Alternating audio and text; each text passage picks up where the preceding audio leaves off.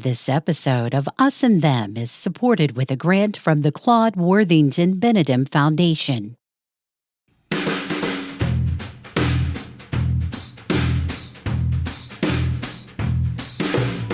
Hey, Trey K here, and from West Virginia Public Broadcasting and PRX, this is Us and Them, the show that tells the stories about the things that divide us.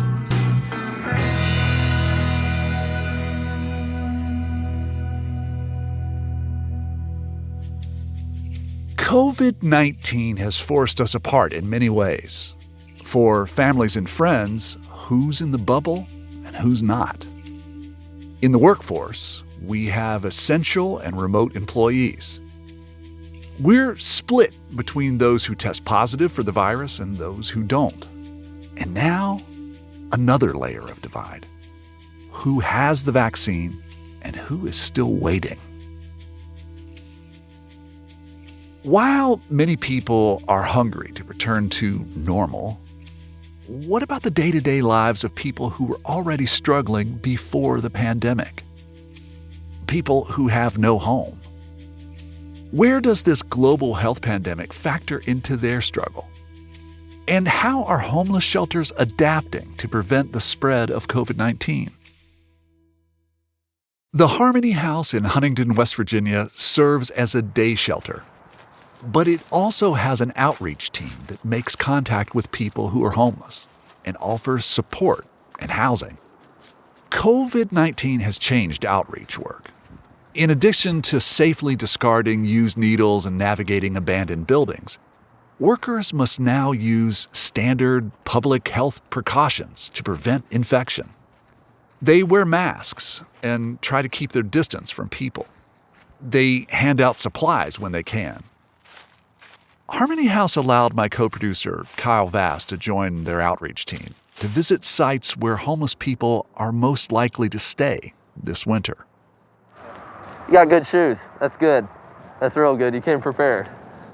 Every day comes with a new set of challenges for Dominic Miller. The 20-year-old outreach worker sports a psychedelic bandana that hardly covers his long brown curls.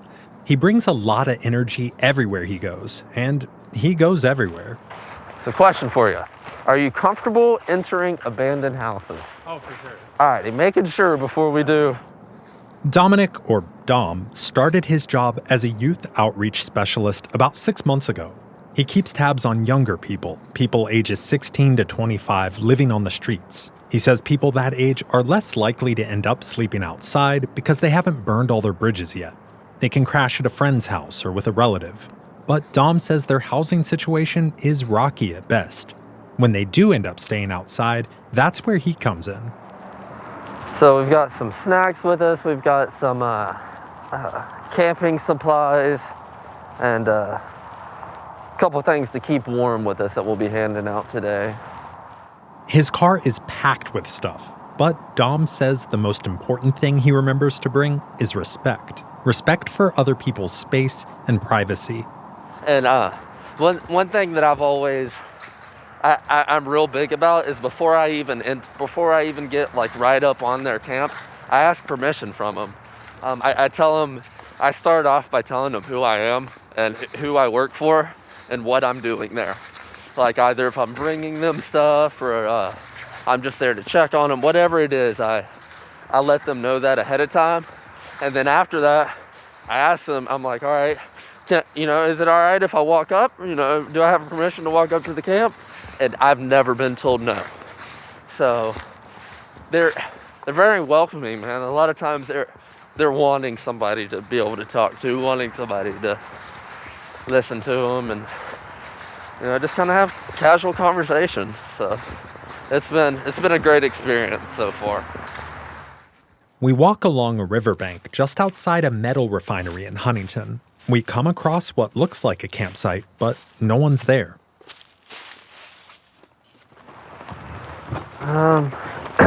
So this is a pretty common spot to find one of our peeps. So I'm just gonna leave some food items here and leave my business card so that he knows it was me that stopped by. And So he knows that it's somebody he knows at least coming down here and not somebody going through his stuff. And Do you all make contact like once a week, or about how often you see this person? I don't know what all information I'm able to Yeah, share. that's fine. So, they just relocated back down here. They were in a temporary shelter. So And that's a thing. I'm trying to remake contact now. Dom goes out of his way to avoid sharing details about the location of tent encampments. He says the stigma around homelessness can get violent. Recently, someone set a tent on fire here while a person was sleeping in it. They made it out okay, but Dom is cautious about what he says. Despite not having a degree in social work, Dom says he's gotten the hang of the job pretty quickly because when other people his age were finishing up high school, Dom was learning firsthand what it's like to not have a home. One of the big reasons I do this is because I myself was homeless 4 years ago. And about 2.5 years ago again. But so I've been there too, you know. I myself wasn't sleeping on the streets or wasn't, you know, staying in a campsite. I was couch hopping at the time, and then I found a nice program that actually housed teenagers that were experiencing that sort of thing. So to be a part of a team that helps, you know, with that age range and help give back, it's awesome to, because that's what I needed at one time, and it saved me. So it's nice to be a part of it. We continue along the riverbank when John Hensley, another outreach worker who's with us, gets a call. John, how did you get involved in this? Oh, I can wait. Sorry. Crisis call. Oh, fun. Gotta love those. All right, and this is about... Hello. There's been an emergency at Harmony House, and they need John and Dom to come help. I'll let the boys know. They avoid offering details that would violate anyone's privacy, but we head back. When we get there, I wait in a staff room while John handles the situation. Dom takes the opportunity to offer a training session for Harmony House staff on how to administer naloxone. It's a drug that can reverse opioid overdose. One of the brand names is Narcan. Hey, neighbor. Howdy, y'all. Who wants to get trained on Narcan? All right. So I'm going to hand everybody one of these lovely papers. If y'all want to go ahead and start filling that out for me. Miss Martha, are you already trained? Yes. Are you? Nice. The Substance Abuse and Mental Health Services Association reports that about a third of people experiencing homelessness also have a substance addiction. So this training is essential. The difference between an overdose and somebody being intoxicated. Can y'all tell me what that is? I don't know how to explain it, but I know the sound. Yeah. So one breath every 10 seconds. If they're not getting more than one breath every 10 seconds, they're not getting enough air. And most likely that breath that they are getting, if they are overdosing and are getting a breath every 10 seconds, that one breath is most likely blocked. It's congested. You can hear it. That gurgling sound you were talking about, that's what you hear. It's a distinct noise. Very distinct noise. Turning blue, gray, so lips and fingertips is what they say. If they're already blue lips and blue fingertips, they are already not breathing. So hit them with Narcan. When Dom finishes the training and John handles the client situation, we head back out. This time to an abandoned warehouse on the outskirts of Huntington. Hey, it's Dominic with the center. I'm here. We've got some warm clothes, a couple snacks if you're hungry. Also got water. Yeah, let's stay hydrated. We venture deeper and deeper into the warehouse, and Dom makes his way over to some questionable-looking floorboards. All right, so this is really sketchy. I would not Dom, suggest y'all walking on it. I don't like you. Okay. You do it. I've learned the path. I've learned the studs. Hey, it's Dominic with the center. Anybody back here? Hello? For about 30 minutes, we search the building. There are signs all around that people have been staying here. Clothes, trash, bedding, but an important detail stands out to Dom. So if you look right here, we can tell that nobody's really been in here much lately. The reason I say that is because I've left a muffin and a crushed grapefruit soda with my business cards right there. I left that about a month ago now, so nobody's touched it yet. I'm gonna go ahead and toss this muffin off to the side because it's obviously not real good to eat anymore. Do you know what do you have any inclination as to why maybe nobody's here right now? There's been a lot more activity from the workers around here more recently, so I think that could probably have part in it. Scare people away. Yeah, there's a lot of eyes around this location right now, so it's not really. It's getting dark and the temperature's already dropped to below freezing. John says that's going to force most people indoors tonight. I feel like the majority of people will be heading towards the mission tonight since it's so cold. Yeah.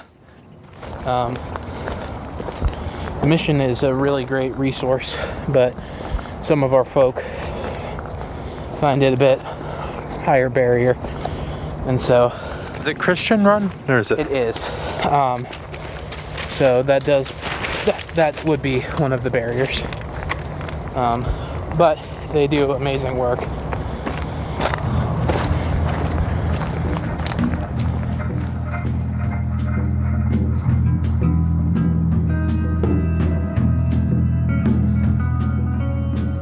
I meet up with Dom at the Huntington City Mission around 8 o'clock.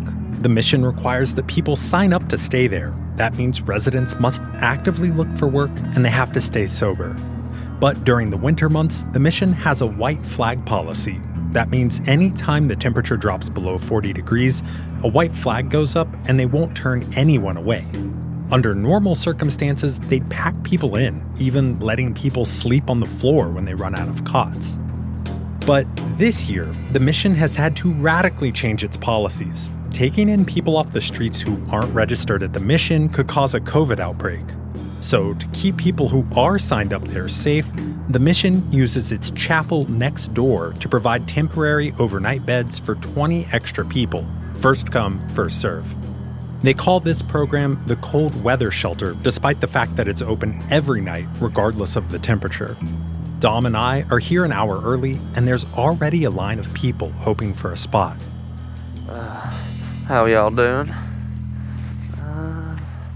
Yeah, so they have not opened up yet. My hands are ice cubes. So we nippy out here.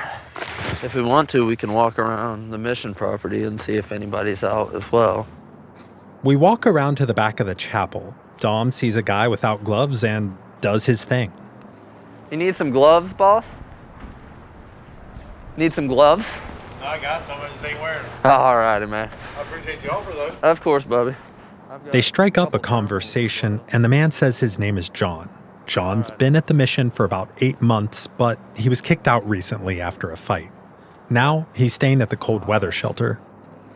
Once you're in, is it like in for the night or the? Yeah, you can't leave until they let you leave at 5 o'clock in the morning. Yeah. So you get in there at 10, you leave at 5. Do you have to leave at 5, or is it?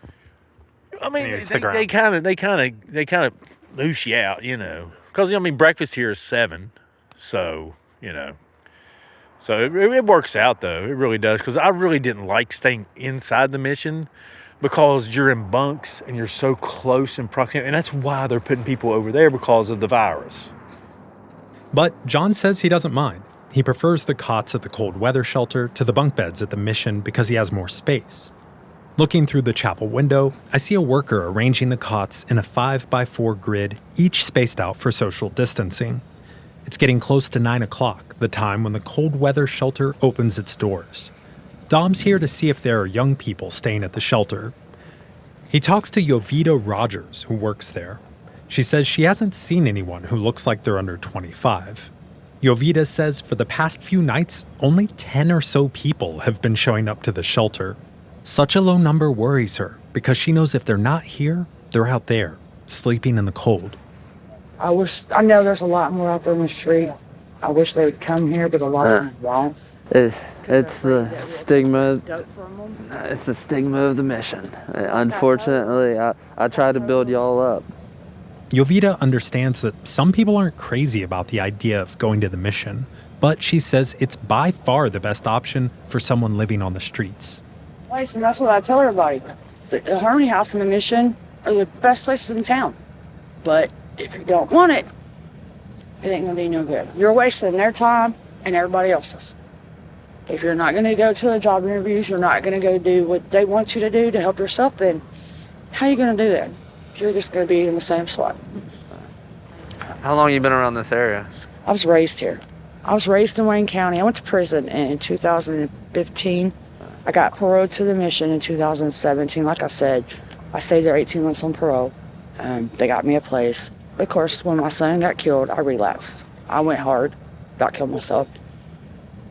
Jovita says the mission saved her life, and she feels blessed to be able to work there. When they announced the cold weather shelter operation this year, she knew she wanted to help run it. And it's tough work.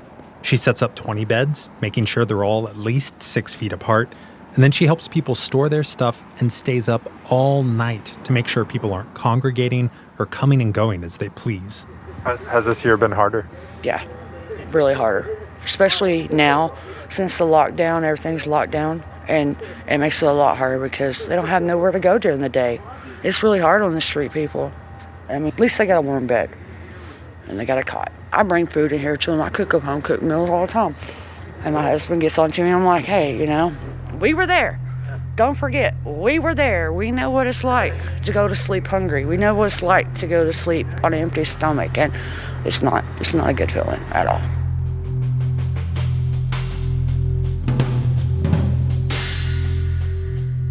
For most people, a cot at a city mission is a last resort. It's a place to get off the street.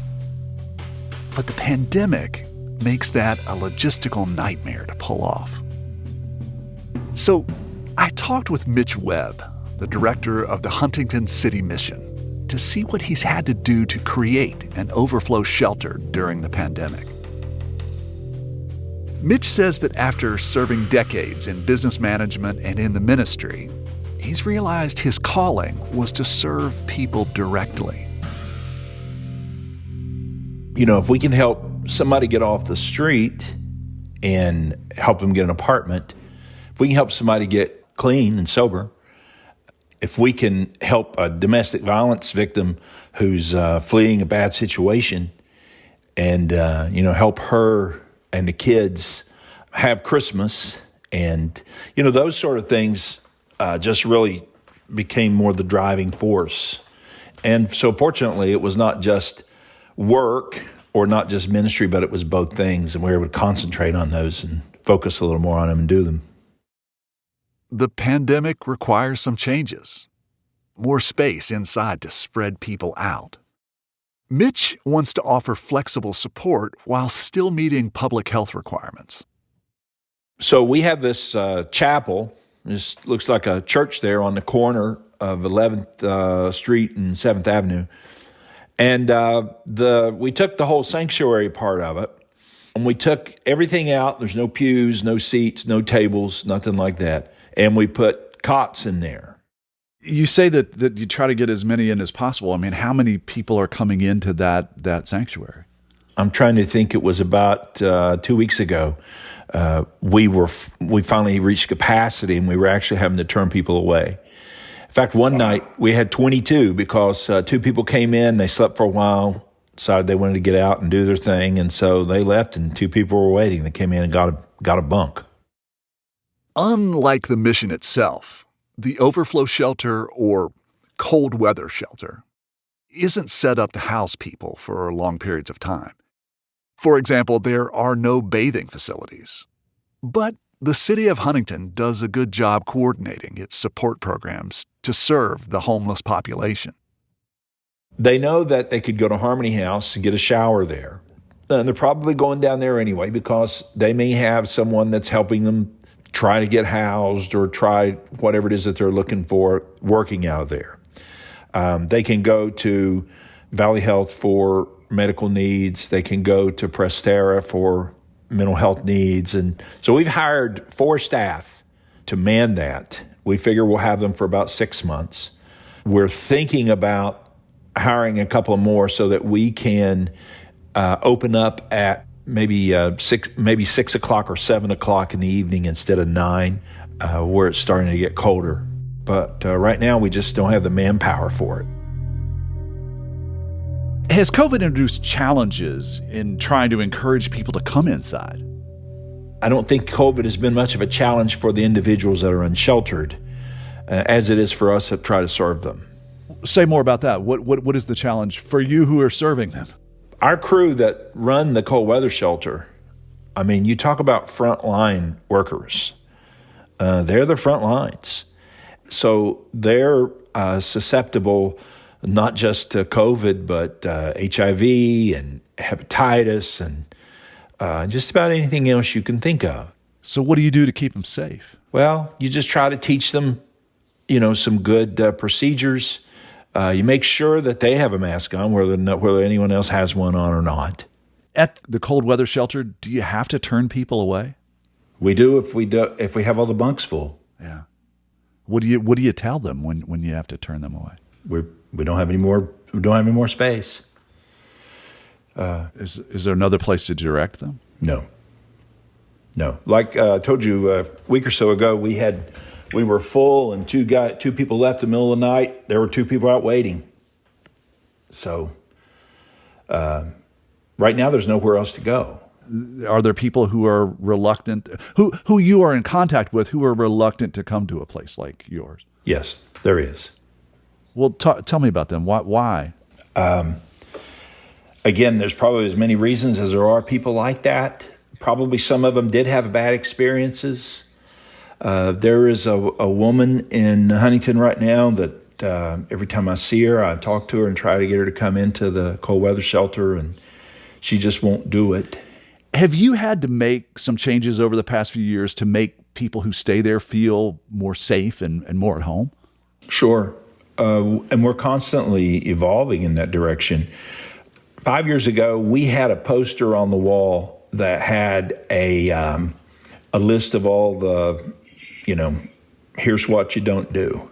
And there's nothing on it was unreasonable, but it was, right down to if you don't shower, we're going to put you out. And so in an effort to better serve the population that we serve, we have adjusted those things. And now I think we have about 5 things that'll get you put out if you're fighting, if you have drugs on the premises, just some things like that. And now what we have is expectations. Now, Charlie, if you're going to stay here, now we expect you're going to shower and you're going to, that kind of thing. But we have, and I'm real proud of our staff. Has really evolved over the years to get much better at that. Mitch says one of their biggest obstacles has nothing to do with staff or residents. It's that the current healthcare system just isn't set up for people with chronic, severe mental health issues. Now, I believe that the entire mental health system in this country is not working. It's broken. And if it's broken for the average person that has health insurance and has a family and has a roof over their head, if it's broken for them, and I think it is, then it's doubly broken for people who are experiencing homelessness, who have no support system, and who walk around the street hearing voices in their head. And, that just doesn't appear that there is any help for those folks.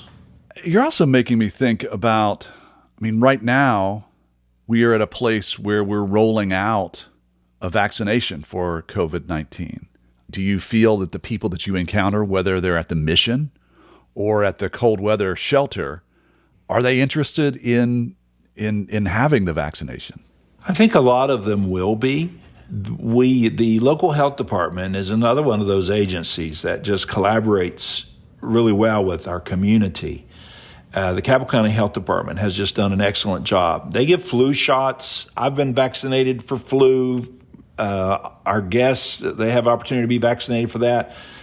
And so I'm certain that when there is sufficient quantity of these vaccines available, that they will offer them to the homeless community. And I think that the majority of the folks will. But I think there's a few out there, again, especially those who are, just suffering from mental illness that will not.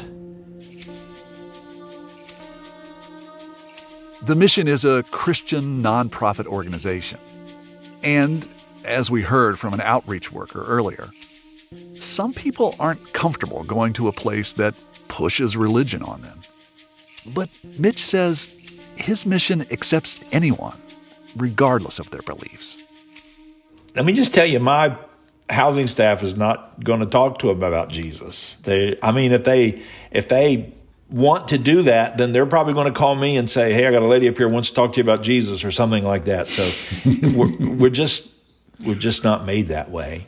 So it really is about meeting them where they're at. And if they want to talk about Jesus, there's somebody there to do that. And if there's somebody who doesn't want to talk about Jesus, That's exactly right. Yeah, And most don't want to talk about it, and so that's fine too. But if they want to, we're happy to do it.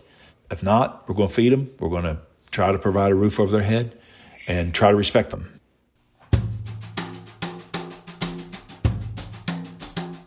Coming up after a break, we'll hear what it's like to come off the street and find housing. Those first steps can present fresh challenges. I'm Trey Kay, and you're listening to Us and Them. This program is supported in part by the West Virginia Humanities Council and the CRC Foundation. This episode is supported with a grant from the Claude Worthington Benedum Foundation.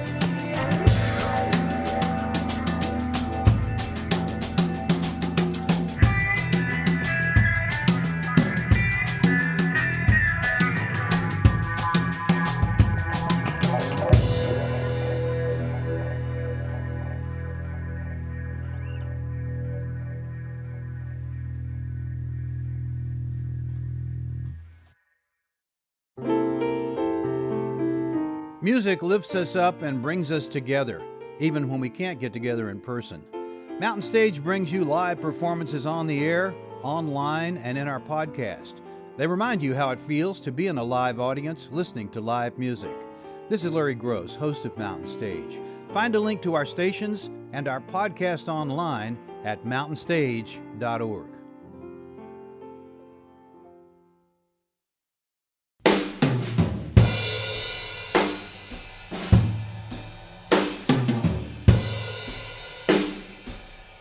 Hey, it's Trey, and this is Us and Them from West Virginia Public Broadcasting and PRX. The pandemic is making life harder for people who are homeless.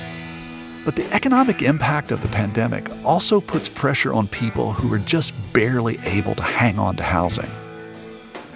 The Census Bureau reports that 20% of renters in the U.S. will start the year unable to pay their rent in full. My co-producer, Kyle Vass, met a man who's just off the streets in temporary housing, but he faces a new challenge: keeping the roof over his head.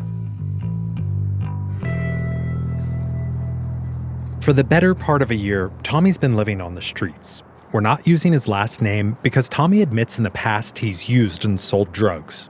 Thanks to a housing program from the federal government and the United Way, he's been placed into an apartment. He has a house, for now. Tommy has 3 months where his rent and utilities are paid for. That means 3 months to rebuild his entire life and establish an income so he can take over on the rent. How did you come into getting this place? This comes through the United Way, and I got assaulted in July out on the levee, and that's kind of bumped me up. It sucks on that aspect, but... Tommy was attacked while sleeping outside. It still haunts him and contributes to insomnia. He says with the roof over his head, sleep does come a little easier. But there are parts of Tommy's past that don't just go away because he has a place to sleep. The first thing Tommy sees every day when he steps outside is the house of a man he used to sell drugs for. Can you describe this neighborhood?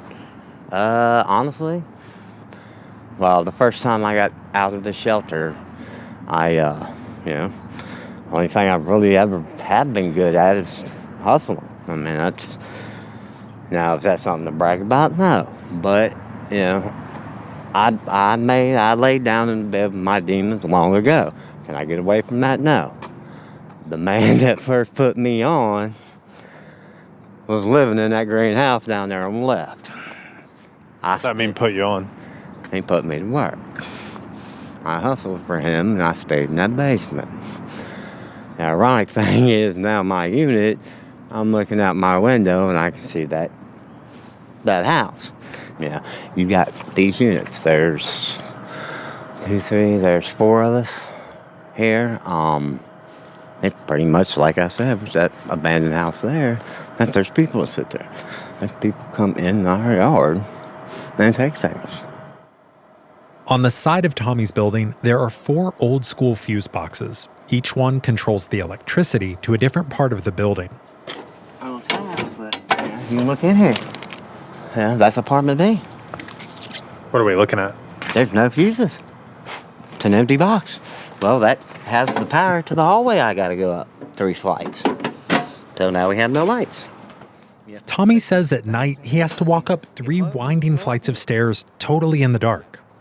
He thinks people living in the nearby abandoned house, or bando, are stealing the fuses for their lights. So somebody's stealing your fuses outside. Why? That goes back to the bandos. Oh, so that's... people need them. Precisely. Tommy says he gets it. He doesn't blame people for taking them. In fact, he says it's ridiculous that a city with a homelessness problem would be filled with abandoned houses. The city's at a point where, you've got elderly that have passed on, have moved. So you got all this property that's empty. Taxes come, boom, it turns into this. He points to the abandoned building next to his house. Now, you got homeless that are trying to live in there. Well, instead of just throwing everybody in jail, be like, okay, well, if you can swing a hammer, help us fix that building, and then you can help us fix other buildings, and there's your rent. Now you're giving them a job, you're giving them hope, you're giving them a chance. We head up the narrow staircase to Tommy's attic apartment. Yeah, it's a small unit. My lease isn't that long. I mean, to me, this is my stepping stone. The ultimate goal is get back moving, need to get my permit, see about them CDLs, and get a career back. Tommy's biggest obstacle right now is his license. He's having trouble finding a job that he doesn't have to drive to. I'm getting ticketed for not having an inspection sticker on a vehicle that wasn't even registered in this state yet. It's still registered in North Carolina. So, I don't have the money for that. I mean, that's over $500 just to the city, let alone each ticket is a $50 reinstatement fee at the DMV. He says in the old days, he'd just consider robbing someone to get the money. But now, he wants to do things the legal way. Looking at the legal options, it's like they want you to get a job, and you got to get a job to get the license. But you can't get the job until you have the license, so it's like a... Or, you got the buses, but, the buses aren't free. They can only get so many bus passes. Tommy has a bike, but it's in rough shape, so he can't rely on it to get around. Also, the bike won't fit up the narrow stairway in his apartment, so he keeps it by his front door. He says that means one day it'll be gone. You don't keep bikes out here long. It's funnier than girlfriends in junior high. Why is that? Because there's people that'll take them. I think this is bike number 8. Since January of last year, because it don't matter what chain you got on them. There's fellas out here who've got the equipment. They want it, they're going to get it. For Tommy, this is week 3 of his 12-week window to rebuild his entire life. It's a race against time, and one he's having to do on foot. Tommy is trying to find a job during record-high unemployment rates. He is one of millions of Americans who are unsure how they'll make rent payments in the upcoming months.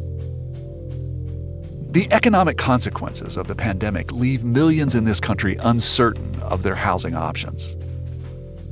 The West Virginia Center on Budget and Policy recently authored a study to see how COVID-19 is affecting housing in West Virginia. The nonprofit, nonpartisan group looks at how government policies can improve life for low and middle income families. My name is Sean O'Leary, and I am the Senior Policy Analyst with the West Virginia Center on Budget and Policy. What does your data show about how the homeless situation in West Virginia has changed since the beginning of the COVID pandemic? You know, what we've seen is basically just a big increase in housing insecurity since the pandemic, particularly among those who are renting in West Virginia. Now, when you say housing insecurity, that sounds like kind of like a big technical term. So what exactly does that mean? So what we've looked at is, we've sort of come up with this measure of housing insecurity of, how many people are either behind on their rent or are fairly certain that they're not going to be able to make their next month's rent payment. And we've seen that number just grow over the summer as the pandemic, was taking hold. And then it's sort of just remained at this elevated level since then. Sean says COVID-19 hit at a time when the West Virginia economy was already doing poorly. So at the very early stages of the pandemic, we were looking at 20% of renters in the state were either behind on their rent or weren't confident that they were able to make next month's rent payment. And then over the summer, we saw that 20% number rise week by week as the economy, as shutdowns were occurring, as the virus started to spread, as people were losing their jobs, going all the way up to 40, 50, at one point was nearly at over 60%. 60%? 60% of our people who rented in the state had either missed their previous month's payment or weren't certain that they were going to be able to make next month's payment. And I think that was, at the peak uncertainty of the economy, of how long was this going to last. And now it's come down since then, but we're still talking about it being twice as high as it was back in March, with our most recent numbers were for the first week of December. Sean says anyone who isn't sure how they'll pay rent next month is considered housing insecure. But he says not everyone in that category is homeless. They're, at risk of becoming homeless, maybe at risk of eviction. Being evicted doesn't automatically mean that you're homeless. But I think that is where, again, the housing, are you in a secure housing situation? Are you for sure know where you will be living next month? Covenant House is a charity that helps with rent assistance in Charleston. They say that as of December 2020, they were helping 226 people pay their rent. That's up 27% from last year. Sean is confident some people will become homeless for the first time as a result of this pandemic economy. He's not sure how many. And that's because there's not enough research dedicated to studying the lives of homeless people. It is a resources problem. Doing the census is very expensive. It's difficult enough as it is. Yeah, I would love to see some more resources dedicated towards, tracking these numbers. Sean paints a grim picture for people who are already on the edge of losing their housing. A COVID vaccine makes 2021 seem more hopeful for many people, but it will not help people who struggle to keep their housing. When federal pandemic relief payments run out sometime later this year, more people will become homeless.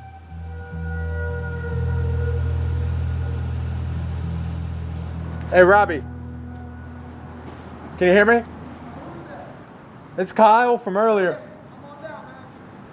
I met Robbie holding a sign at an underpass in Charleston. Robbie was busy asking people for money, but he invited me to come chat with him later where he sleeps, under a bridge on a dirt embankment about 30 feet away from the river. He offers me a seat on his mattress so I don't have to sit on the wet ground. How's it been today? Today has been a rough day, but I'm here and I'm blessed, and tomorrow will be better. Can you describe where we're at right now? Under a bridge where I sleep with the floor is mud. There's syringes all around. There's a lady I don't even know over there. It's just, oh, there's water running down right next to us. There's human feces over in the corner. It's one of the most depressing sights you'll ever see in your life. What is it about like here? Like, have you tried a shelter and stuff like that? I would love to go into a shelter, but my wife don't want to go. She says she hates it there because the staff is so mean to everybody. So she refuses to go back. And it just makes it hard because there's no really place to clean yourself. There's no place to really shower or clean your clothes or anything like that. And it just makes everything so much harder. While we're talking, Robbie's wife Kelly comes back to the campsite.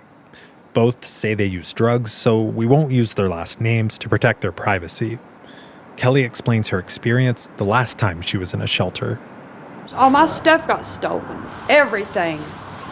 And I had a driver's license, and, I would have had to got it transferred anyway from Ohio to here. But still, you can't get in most buildings without a picture ID. Replacing an ID often requires a proof of address, and that's impossible when you don't have a home. Kelly adds she couldn't handle the environment at the shelter. It's a shelter over your head, but that's about it. It's very, kids screaming, parents hate their kids, the kids hate the parents, just because everybody's in a bad way. Everybody's stressed out. They're going through a hard time, and it's just, you got them all in a building now.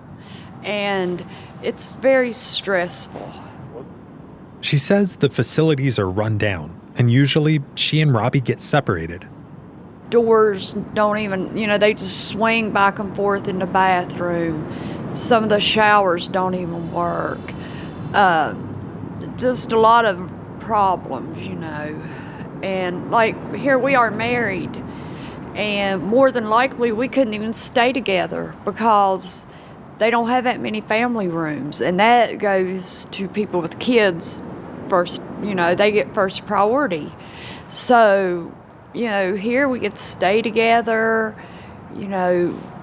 That's important when you're married. Not to be separated.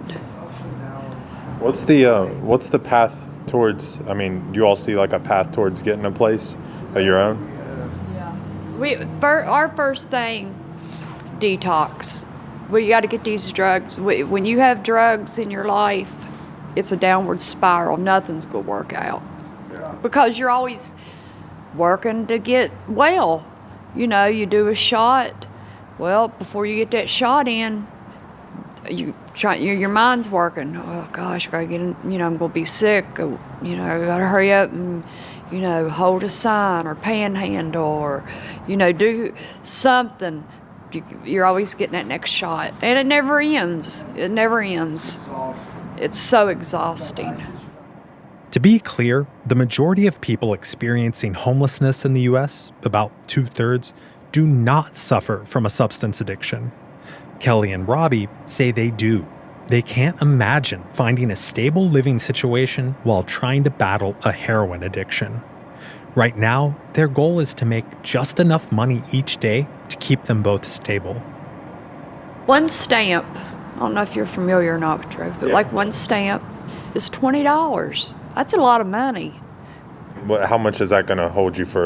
Is that a day? It just depends, because one stamp could be really good because it don't have a bunch of all cut, to make it bigger. So if it don't have a lot of cut, and it's really good, then it could last you a long time, all day. But a long time would be all day. Oh, yeah, I think it would be a long time, don't you, Robbie, all day? Kelly and Robbie say their first step to getting off the street is quitting heroin, but it's a catch-22.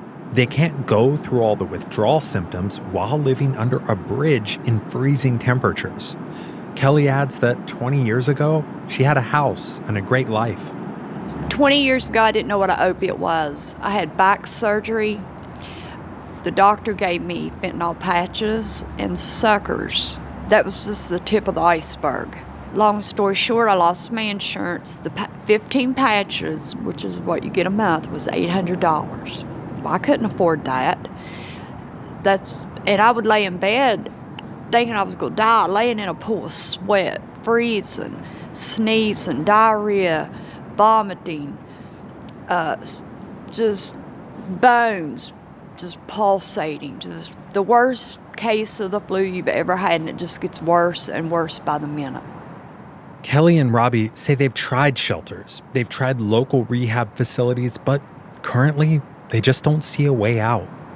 Every day of my life is suffering. The only joy I have is my wife, and it's eating us apart. It's destroying us. Kelly was my best friend, and now we spend most of our time arguing over who got more dope or who made more money. And it's just, I don't know, like, where do you go when you want help and you've tried everything and there's nothing left to do, and you've lied so much and you've burned so many bridges and there's just nobody left to help you? What do you do? And I can't do it on my own. I cannot do it on my own. And there's nobody left to help me. Robbie adds that even if he can get off heroin, he worries about what he sees around him every day. I got a friend named Mikey. He hardly does any drugs. He's completely insane. He sees demons, and he just walks around here. Nobody will help him. The cops see him. Everybody sees him. They know that he's got a severe mental illness, and they just let him be. I walk a lot at nighttime because I can't sleep good, and you go up there to the transit mall, and there's people just laying on the concrete. Just lay on the concrete with no blankets and stuff. And it's like, how can this be happening? Like, I understand me, I'm a drug addict. I understand why I'm here. But what about these people who really had no choice in it? Like, how come there's no help for them? How come there's no help for any of us? Why? Why isn't there any help? Kelly says they have so many concerns every day just to survive that the worldwide pandemic is barely on their radar. COVID is like the last thing on my worry list. I feel like, everything I've survived and endured, what's that? What's that? Kelly says she's more worried about having enough to eat than getting COVID. She and Robbie rely on the food pantry and handouts for meals. Occasionally, they buy a cheap takeout meal and wear masks when it's required. But business restrictions aren't a big concern. I go to Tutors. I don't worry about how many people's allowed in Tutors or if anybody's going to get close to it. No, I'm worried about, am I going to eat? The virus ain't even on my list.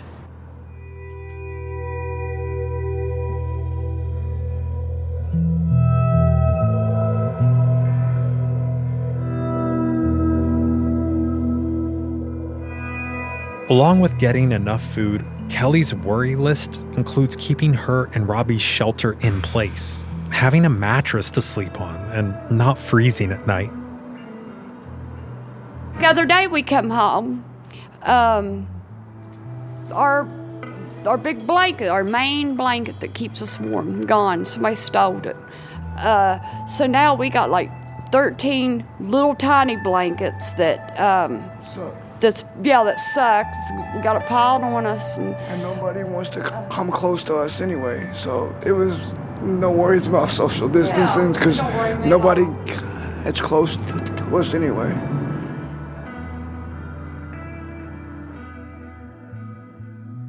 Here's something that hit me square in the chest when Kelly explained how their big blanket was stolen.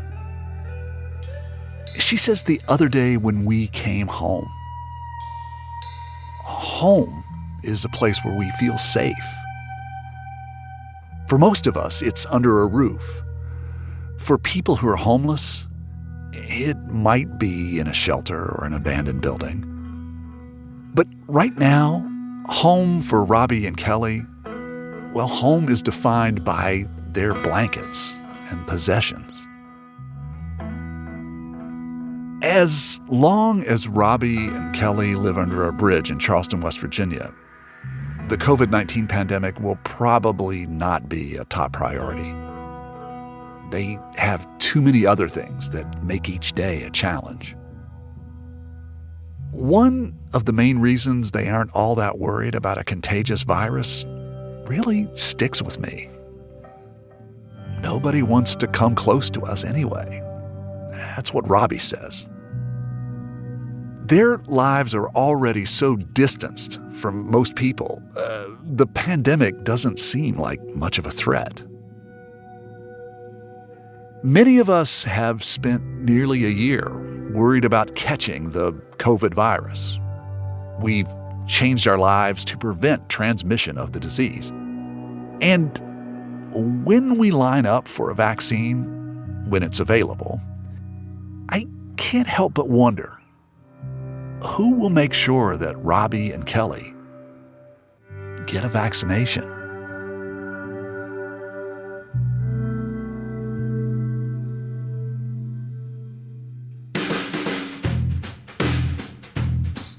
You've been listening to Us and Them. Our team for this episode is me, Trey Kay, Kyle Vass, Brad Stratton, and Kate Smith. Special thanks to Harmony House in Huntington, West Virginia for allowing us to follow their work. Michael Lipton and Tristan Lozow wrote and performed the Us and Them show music. Mark Lerner designed our logo. Lelena Price provides us with images for the web. The marvelous people at PRX and West Virginia Public Broadcasting make Us and Them possible. So do grants from the Corporation for Public Broadcasting, the West Virginia Humanities Council, and the CRC Foundation. This episode is supported with a grant from the Claude Worthington Benedict Foundation. Us and Them was originally developed with assistance from the mentorship program at AIR, the Association of Independents in Radio. We'll see you next time on Us and Them.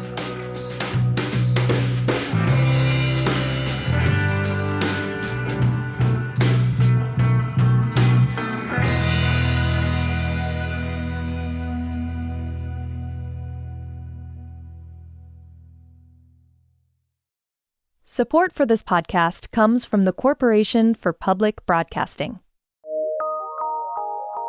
From